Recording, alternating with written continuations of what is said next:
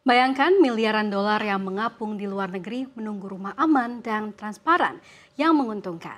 Wacana terbaru Indonesia ingin menjadi salah satu rumah itu lewat family office.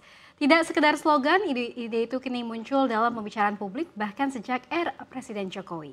Hal ini tentu makin memanaskan debat. Apakah ini langkah strategis atau pintu risiko baru bagi negara? Kita akan membahas lengkapnya di Family Office, kantor urusannya para konglomerat. Kita ke slide yang pertama. Ya, apa yang terlintas di benak Anda ketika mendengar istilah family office? Jika Anda mengira ini hanya sekedar kantor milik keluarga kaya, sebenarnya maknanya jauh lebih dalam. Family office bukan sekedar tempat mengatur bisnis keluarga, melainkan lembaga profesional yang mengelola seluruh kekayaan, aset dan juga urusan pribadi keluarga super kaya di dunia. Nah, menariknya konsep ini kini sedang berkembang pesat dan juga menjadi kekuatan besar dalam dunia keuangan global. Menurut laporan Professional Wealth Management, ada lebih dari 8.000 family office di dunia dan mengelola sekitar 3,1 triliun dolar Amerika Serikat aset keluarga. Jumlah ini diperkirakan akan melonjak hingga 5,4 triliun dolar Amerika Serikat pada tahun 2030, melampaui industri hedge fund global.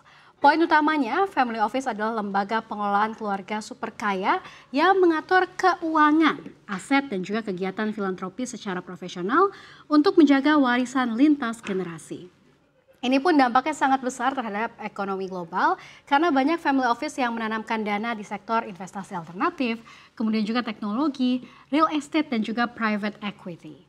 Contoh terkenal ini adalah termasuk Walton Enterprises, kemudian juga Bezos Expeditions, Cascade, di mana ini semua family office ini tidak hanya mengelola bisnis yang besar, tapi juga mendanai proyek sosial dan juga lingkungan. Nah, lantas bagaimana dengan Indonesia? Kita akan bahas dalam slide berikutnya.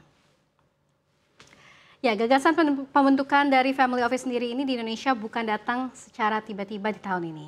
Ia sesungguhnya sudah muncul sejak era pemerintahan Presiden Joko Widodo pada tahun 2024. Di mana pada saat itu Luhut Binsar Panjaitan ini menjabat sebagai Menko Bidang Kemaritiman dan Investasi. Adapun kemudian pada Maret 2025, Luhut Binsar Panjaitan sebagai ketua dari Dewan Ekonomi Nasional ataupun DEN, ini kemudian juga menggagaskan kembali dari family office ini bersamaan dengan Menko Perekonomian Erlangga Hartarto, di mana ini berencana membentuk tim untuk merealisasikan pendirian family office di Indonesia. Nah, menurut Luhut, timnya sendiri di DEN ini sudah bergerak sejak 6 bulan lalu untuk mempersiapkan pembentukan family office atau perusahaan swasta yang mengelola harta keluarga-keluarga kaya di tanah air. Luhut mengatakan pembentukan family office kini dalam tahap finalisasi. Pemerintah juga telah meminta masukan dari investor global ternama asal Amerika Serikat, yakni Ray Dalio selaku pendiri perusahaan hedge fund terbesar di dunia, yakni Bridgewater Associates.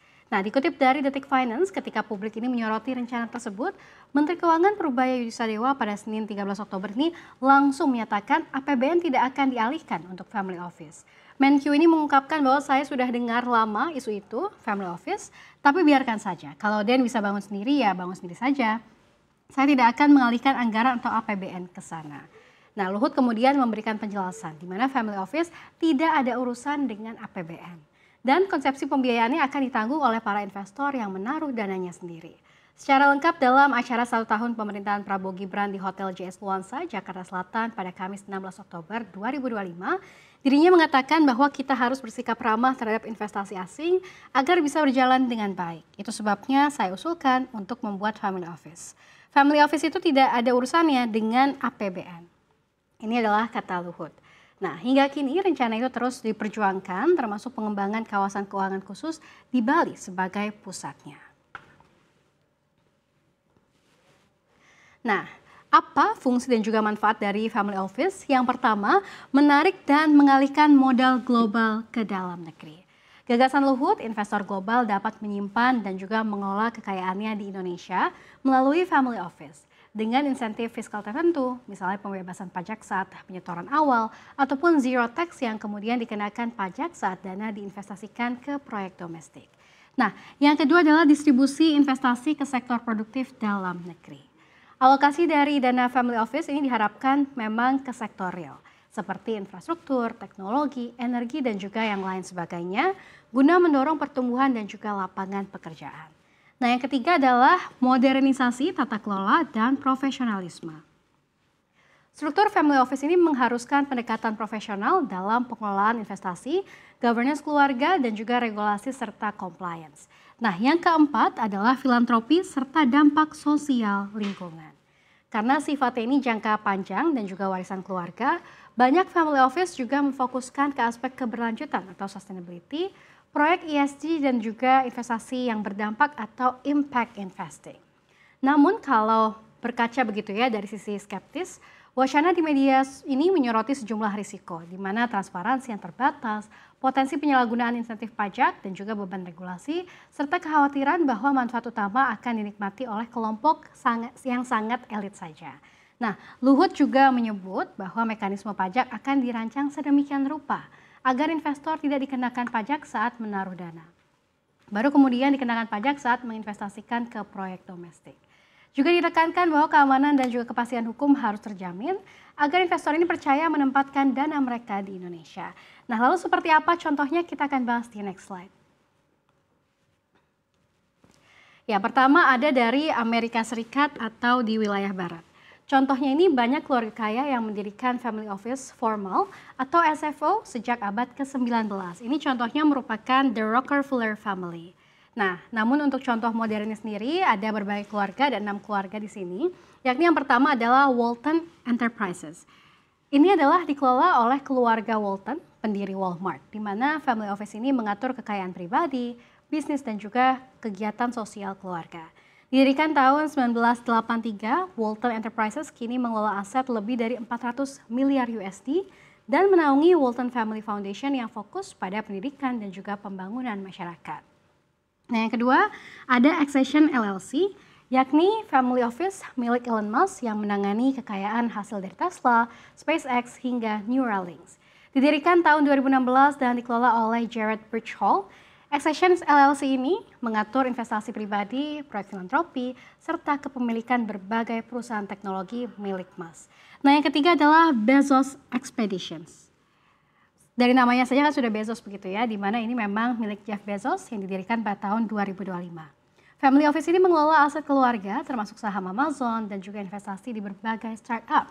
Selain bisnis, Bezos juga mendukung kegiatan sosial seperti Bezos Earth Fund dan juga Bezos One Day Fund atau Day One Fund begitu.